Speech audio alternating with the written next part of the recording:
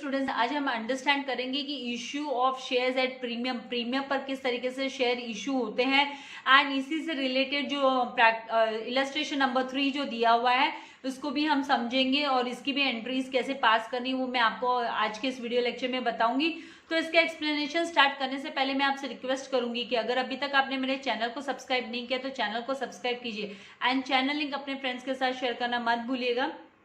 No, सबसे पहले यहाँ पे दिया कि अ कंपनी कैन इशू, कोई भी कंपनी है ना इशू कर सकती है अपने शेयर्स को, वो more than face value, face value से ज्यादा वो मांग सकती है। ये कब मांगती है? जब कंपनी की अच्छी गुडविल होती है, अच्छी रेपुटेशन होती है मार्केट में। तो जो एक्सेस ऑफ इश्यू प्राइस होता है, इश्यू प्राइस का जो एक्सेस प्राइस आता है, जो इसका प्रीमियम का पैसा आता है, उसे ना हम शेयर प्रीमियम बोलते हैं। It is termed as share premium. आप लोगों ने 10th स्टैंडर्ड में भी इसको स्टडी किया है, हमने फाइनेंशियल प्लानिंग वाले चैप्टर में। नाउ इफ मैथमेटिक्स में if a share of ₹10 is issued at 13 पर शेयर, अगर 10 रुपए की फेस वैल्यू वाला शेयर 13 रुपए में इशू किया गया, इसका मतलब जो 3 रुपया होता है, जो एक्सेस 3 रुपीज है, वो क्या है? वो शेयर प्रीमियम का पैसा है।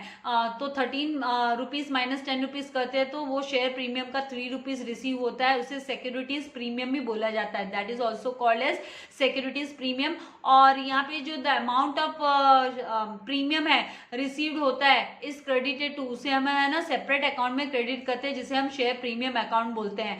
एंड इस अकाउंट को हम दिखाते कहाँ पे प्रेजेंट करते हैं? जब बैलेंस शीट बनाते हैं तो इसे हम है ना लायबिलिटी साइड में प्रेजेंट करते हैं, इस अमाउंट को सेपरेटली प्रेजेंट करते हैं।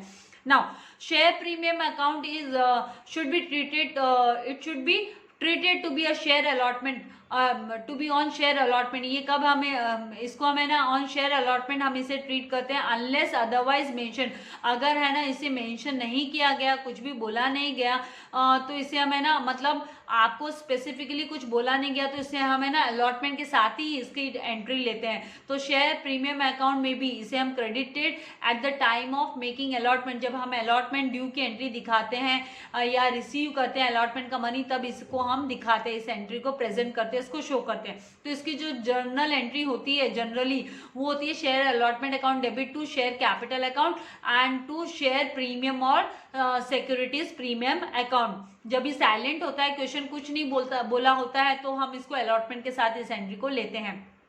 इसके बाद में ये जो इलस्ट्रेशन नंबर 3 है ये हम सॉल्व कर रहे हैं। तो इसका फॉर्मेट मैंने रेडी रखा है, लेकिन एक बार क्वेश्चन को रीड कर लेते हैं थरोली कि क्वेश्चन में क्या दिया हुआ है। कभी भी क्वेश्चन को ध्यान से रीड करना चाहिए, उसी के बाद में एंट्री स्टार्ट करनी चाहिए। तो और उसी टाइम पे आपको दिमाग में घुमा लेना है कि भाई आपके कितने एंट्रीज बनेंगे और कौन कौन से आपको कौन कौन सी एरियाज है, मेजर एरियाज है जहाँ पे आपको ध्यान रखने की जरूरत है। तो यहाँ पे अंकिता लिमिटेड है, उसने ऑफर किए public, offered for public 10,000 equity shares offer किए ऑफ ₹10, 10 रुपए वाले, और जिसकी जो वैल्यू है, जो वैल्यू है शेयर की वो 12 रुपये है। एट अ प्रीमियम, प्रीमियम पे इशू की है ये शेयर्स, ऑफर की है। 12 रुपये की शेयर वैल्यू मांगी है, तो मतलब जो डिफरेंस है 2 रुपये का, वो प्रीमियम का अमाउंट है।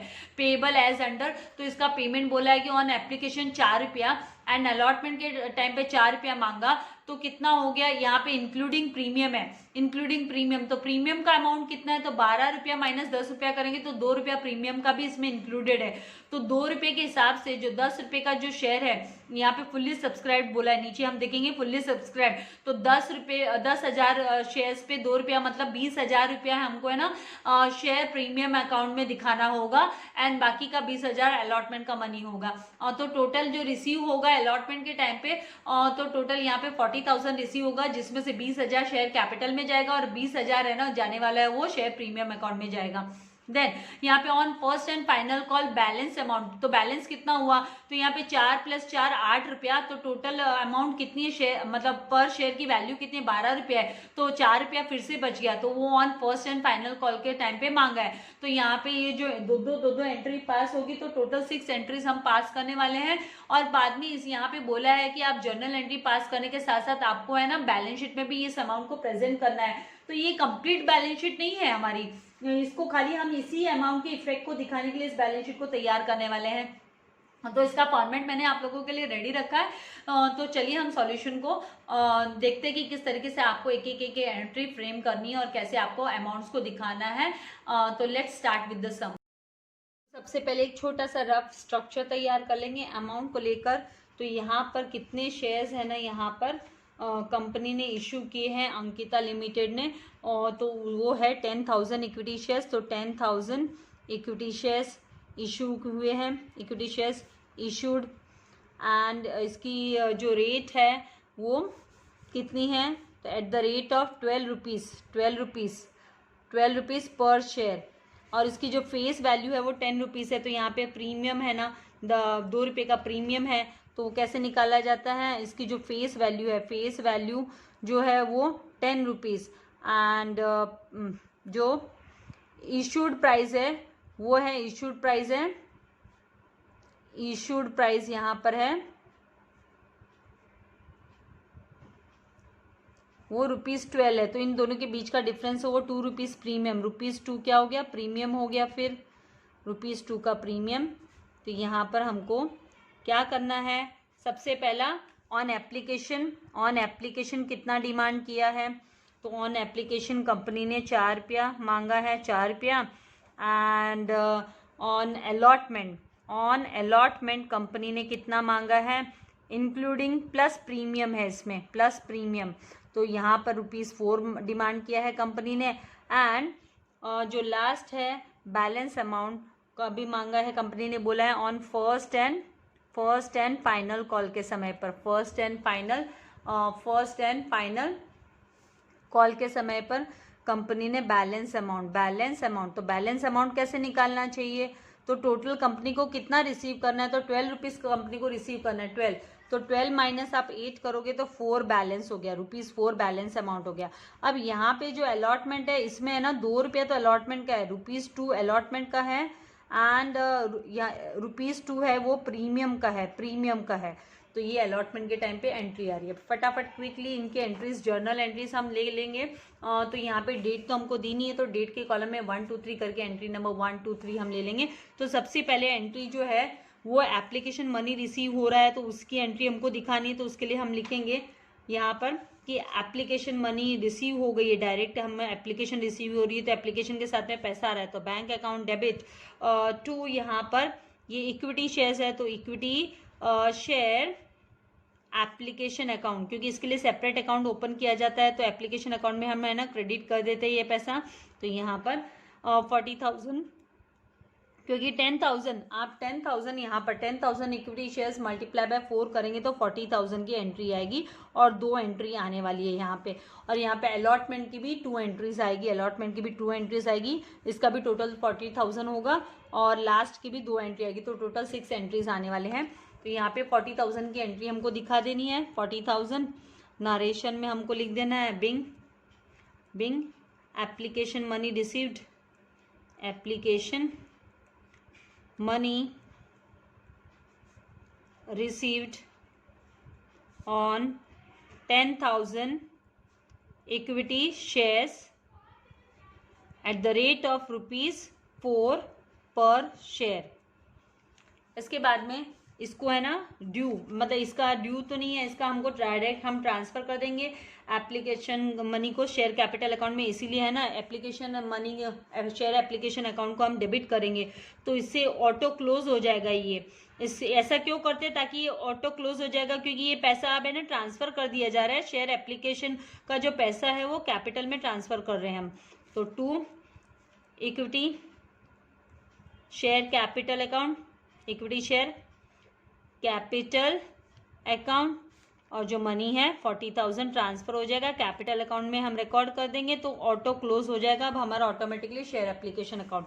तो नरेशन में लिखा जाएगा being application money transfer to application money transferred to share capital account, share capital account, ये बैलेंस शीट में दिखाई देगा। फिर थर्ड जो एंट्री आएगी वो ड्यू की एंट्री आएगी, अलॉटमेंट ड्यू की एंट्री।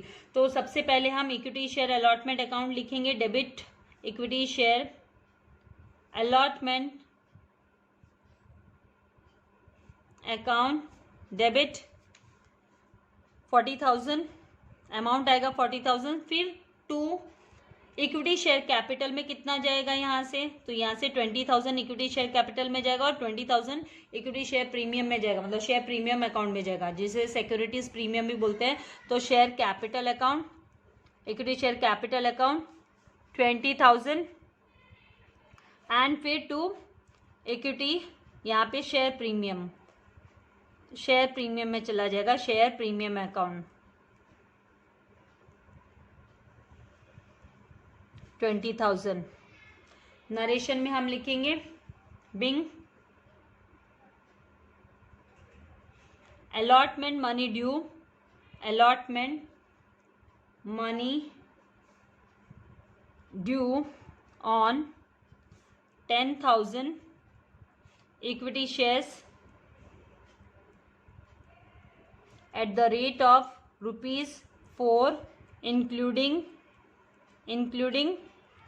₹2 प्रीमियम, मतलब इसमें प्रीमियम का भी अमाउंट इंक्लूड है।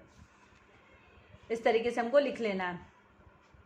नाउ नेक्स्ट जो फोर्थ एंट्री आएगी वो किसको लेकर आएगी, तो यहाँ पर बैंक में पैसा आ गया इसीलिए बैंक अकाउंट डेबिट, क्योंकि यहाँ पे बोला कि सारा का सारा मनी रिसीव हो जाता है 40,000 एंड 2 हमको क्रेडिट कर देना है यहाँ पे शेयर अलॉटमेंट अकाउंट को हम है ना क्रेडिट कर देंगे ताकि ये ऑटो क्लोज हो जाएगा। तो equity share allotment account 40,000। Narration में हम यहाँ पे लिखेंगे being allotment money received, allotment money received हो गया। देन फिफ्थ जो एंट्री आएगी वो ड्यू की एंट्री आएगी, तो जहाँ पर हमें ना equity share first call account debit, equity share first and final call account debit करेंगे और कितना 40,000 का एंट्री आएगा। To equity share capital account 40,000। Narration में लिखेंगे being equity share first and final call money on 10,000 equity shares due. इसके बाद में लास्ट जो एंट्री है, क्योंकि पैसा रिसीव हो चुका है तो यहाँ पे लास्ट हम लिखेंगे बैंक अकाउंट। बैंक यहाँ पे हमको क्या लिखना है, bank account debit to equity share, क्योंकि अभी ये क्लोज हो जाएगा इक्विटी शेयर, इसीलिए इसको क्रेडिट करेंगे equity share first and final call account credit, तो 40,000 एंड नरेशन में हम लिखेंगे being equity share first and final call money received. तो इस तरीके से हमको एंट्रीज को कंप्लीट करना है। अब हम बैलेंस शीट में कैसे दिखाएंगे, बैलेंस शीट में दिखाने के लिए हमें क्या करना है, ये पूरा का पूरा पैसा रिसीव हो चुका है, हमको सब रिसीव हो चुका है, मतलब ये 40,000 ये वाला जो ये देखो 40,000 यहाँ से शुरू होगा, 40,000 बैंक का, 40,000 यहाँ पे बैंक, तो 40 40 80 और लास्ट में बैंक 40, तो 1,20,000 है ना बैंक में चला जाएगा।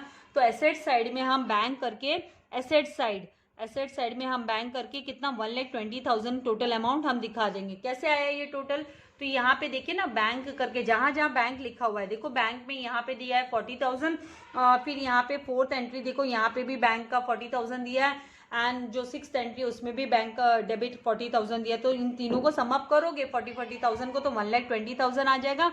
एंड लायबिलिटी साइड में हमको है ना हेडिंग देना है शेयर कैपिटल, जैसे हमने है ना फाइनल अकाउंट में पार्टनरशिप फाइनल अकाउंट में ऊपर शेयर कैपिटल आता है, वैसे कंपनी अकाउंट में शेयर कैपिटल टॉप में आता है।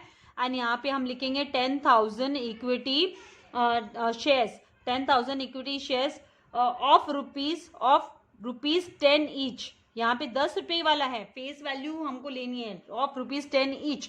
तो यहाँ पे जो टोटल आएगा वो 1 लाख आ जाएगा यहाँ पर आउटर कॉलम में, क्योंकि 10,000 मल्टीप्लाई बाय 10 करेंगे तो कितना होगा, 1 लाख होगा। एंड शेयर प्रीमियम का हमको सेपरेटली लिखना है, इसीलिए हम यहाँ पे लिखेंगे शेयर प्रीमियम, जिसे कि ना सिक्योरिटी अकाउंट भी बोलते हैं, शेयर प्रीमियम, और जिसे हम सिक्योरिटीज प्रीमियम अकाउंट भी बोलते हैं। तो सिक्योरिटीज प्रीमियम अकाउंट आपको दो में से एक ही लिखना है, तो समझाने के लिए मैंने बोला है। तो वो कितना है अमाउंट, तो वो 20,000 का। तो यहाँ पे हमने देखा है ना कि अलॉटमेंट के टाइम पे ये जो सिक्योरिटीज प्रीमियम का 20,000 क्रेडिट साइड में, क्रेडिट बैलेंस है ना, ये क्रेडिट, ये 20,000 हमको यहाँ पे लिख लेना है। तो इस तरीके से आप देखोगे भाई, क्योंकि आपकी कोई ये कंप्लीट बैलेंस शीट नहीं है, जस्ट इस अमाउंट को लेकर है। तो इस अमाउंट को लेकर भी तो आपका दोनों साइड है ना टैली रहना चाहिए। तो यहाँ पे ये जो टोटल आपका है वो कितना हो जाएगा, 1,20,000 होगा। तो इस तरीके से आपको है ना जब भी बैलेंस शीट पूछा जाएगा तो इस तरीके से आपको बैलेंस शीट भी दिखा देना है पर्टिकुलर अमाउंट्स के साथ। तो आई होप आपको कॉन्सेप्ट समझ में आ गया है। वीडियो को लाइक करना एंड शेयर करना मत भूलिएगा। Thank you very much. God bless you all dear students.